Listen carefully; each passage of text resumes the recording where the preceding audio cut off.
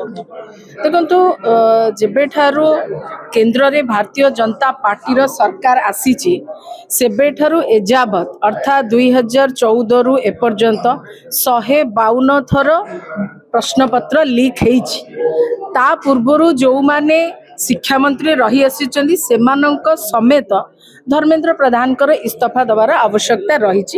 कहीं जवाबदेही सरकार सब बेले जवाब दबार आवश्यकता रही किंतु एठी देखा दूची जे केंद्र रे थिबा भारतीय जनता पार्टी सरकार जवाब दबा परिवर्ते विभिन्न प्रकार आळ एवं विभिन्न प्रकार ढालर सहारा नौची। एवं द्वितीय कथा ये तो आजिर घटना नुहे ना 2014 परठारु ये लगातार भाव में छात्र मानकर 152 थर सेमानकर अधिकार को हणा जाइछि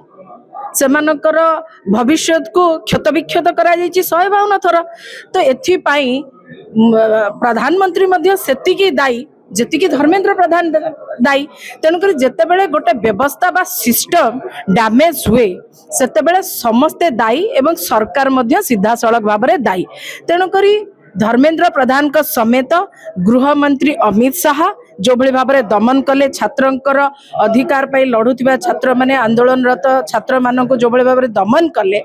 सेथिपाई अमित शाह मध्य उत्तरदायी से मध्य इस्तीफा दबार आवश्यकता अच्छी। सर्वोपरि प्रधानमंत्री सबुर मालिक प्रधानमंत्री आउपरे गोटे भी स्पष्टीकरण देले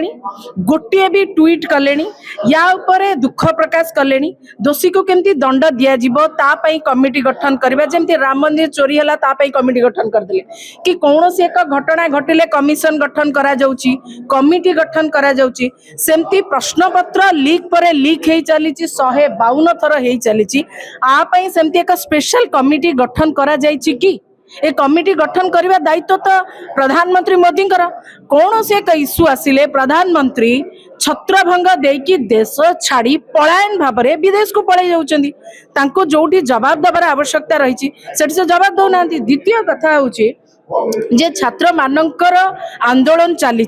एवं छात्र मानक आंदोलन रे तमाम जते इंटेलेक्चुअल अच्छी बॉलीवुड रो किछि नायक नायिका अच्छी से माने सामिल होउछंती एवं अनेक अभिभावक सामिल होउछंती से क्षेत्र में सोनम वांगचुक भली जड़े प्रतिष्ठित व्यक्ति भारत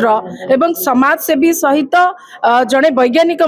सी जिते आमरण अनशन में बसचंदी तांको सहित आलोचनार आवश्यकता थिला किंतु सरकार आलोचना न करी ओलोटा तांकर हेल्थ कंडीशन एते भी बिगड़ी नथिला किंतु 20 तारीख जो हवा को माने हेला जो प्रोटेस्ट हेला छात्र आंदोलन हेला